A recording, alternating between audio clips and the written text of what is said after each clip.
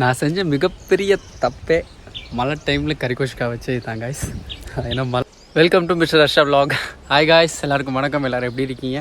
எல்லோரும் நல்லா இருப்பீங்கன்ட்டு நினைக்கிறேன்.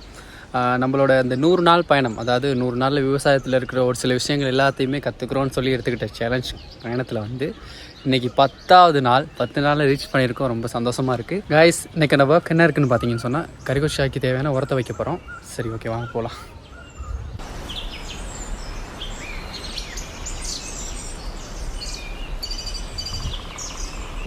கறிக்கோஷ்காய்க்கு தேவையான உரத்தை வச்சுக்கிட்டு இருக்கிறோம். ஏன்னா 10 நாளைக்கு ஒருக்கா காய் அறுவடை பண்ணி ஆகணும். ஸோ எந்தளவு உரம் வச்சு செடியை காப்பாற்றி எடுக்கிறோமோ அந்தளவுக்கு நம்மளால் வந்து விளைச்சலை பெற முடியும். செடி எந்தளவு க்ரோத்னஸாக வளர்ந்து வருதோ அதுக்கேற்ற மாதிரி காய் இருக்கும். ஸோ அதுக்காகத்தான் காய் உரம் வச்சிட்டு இருக்கிறோம். கிட்டத்தட்ட அதிகமாக செலவு பண்ணிட்டேன் இந்த கரிமிளகாய் செடிகளுக்காக. மழை டைமில் வச்சது இல்லாமல் நிறைய நோய், இலை சுருட்டல், அப்புறம் மூட்டு நோய், அப்புறம் வளர்ச்சி குறைவு, அது இதுன்ட்டு நிறைய நோய்கள்லாம் வந்துருச்சு. ஸோ எல்லாத்துக்குமே செலவு பண்ணியாச்சு. ஒரு விஷயந்தான் காய்ஸ், மண்ணுக்காக செலவு பண்ணியிருக்கிறோம். ஒரு நாள் வீணாக போகிறதில்ல. அது நமக்கு ஒரு ட்ரிபிள் மடங்காக வந்து சேரும். அந்த நம்பிக்கையில் தான் காய்ஸ் போயிட்டுருக்கிறேன். உரம் வச்சு முடிச்சிட்டோம் காய்ஸ். இன்றைக்கி நான் சொன்னேன் இந்த இலை சுருட்டல் நோய்க்கு வந்து மேங்கோ சோப் மருந்து வந்து பாவிச்சிருக்கேன். ஸோ அதோட ரிசல்ட் எப்படி வந்திருக்குன்னு சொல்லி உங்களுக்கு சொல்கிறேன்னு சொல்லியிருந்தேன். ஒரு சில இடங்களில் வந்து மருந்து அடித்ததுக்கப்புறம் நிறைய நல்ல ரிசல்ட் வந்திருக்குது காய்ஸ். அந்த இலை சுருண்டிருந்ததெல்லாம் ஓரளவு ரிலீஸ் ஆகிருக்குது மேங்கோ சோப் பாவிச்சதுக்கப்புறம். பாப்பா ஃபுல்லாக ஆன்சர் ஆகிடுச்சுன்னா தான் நான் அதை சஜெஸ்ட் பண்ணேன் உங்களுக்கு. அது வரைக்கும் வெயிட் பண்ணலாம் காய்ஸ். இந்த மழை டைமில் வந்து அந்த மூட்டு நோய் அதான் மெயின் காரணம். ஒரு 100-150 செடி வீணாக போனதுக்கான மெயின் காரணமே இந்த மூட்டு நோய் தான். அதில் நிறைய செடிகள் பாதிக்கப்பட்டுருச்சு. நினைக்கும் போது கவலையாக தான் இருக்குது. நிறைய செடி நானே உடச்சி வீசிட்டேன். எல்லாம் வாட்டின நிலையில் அப்படியே செத்து போன மாதிரி போயிடுச்சு.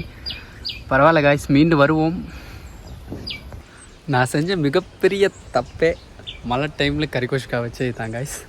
ஏன்னா மழை டைம்னு சொல்லும்போது நோய் பாதிப்புகள் வந்து ரொம்ப அதிகமாக இருக்கும். ஓகேவா? அடிக்கடி மருந்து அடிச்சுட்டு இருக்கணும், உரம் வைக்கணும், எல்லாத்துக்குமே ரொம்ப ரிஸ்க்கான டைம் தான் இந்த மழை சீசன். ஸோ காய்ஸ், அடுத்த முறை கறிமிளகாய் பயிரிடும்போது நல்ல சீசனாக பாருங்கள். ஸோ அந்த சீசனுக்கு ஏற்ற மாதிரி நீங்கள் மரக்கறியை பயிரிட்டிங்கன்னு சொன்னால் ஒரு நல்ல லாபத்தை வந்து உங்களால் பார்க்க முடியும். சீசன் மாதிரி வச்சிங்கன்னா என்ன மாதிரி தான். ஸோ மழை டைமில் கறிமிளகாய் வச்சு ரொம்ப அடி வாங்கிட்டேன்.